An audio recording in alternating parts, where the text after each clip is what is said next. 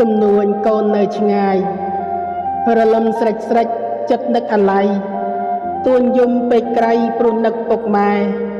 ស្រណោះភ្លៀងធ្លាក់ក្អាត់យំពេញស្រែនឹកទីធ្លាប់តែជប់ជុំគ្រួសារ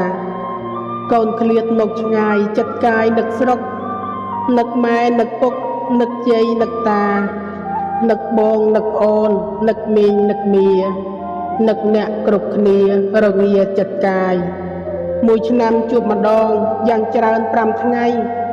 ចិត្តធ្លាប់មើមៃហរតីសោកស្ដាយបែកពុកបែកម៉ែធ្វើការស្រុកឆ្ងាយកូនសបាយកាយចិត្តខ្លាយជាទុក្ខអាសូររូបខ្ញុំរស់សែនលំបាកទោះមានមាសប្រាក់មិនសុខចិន្តា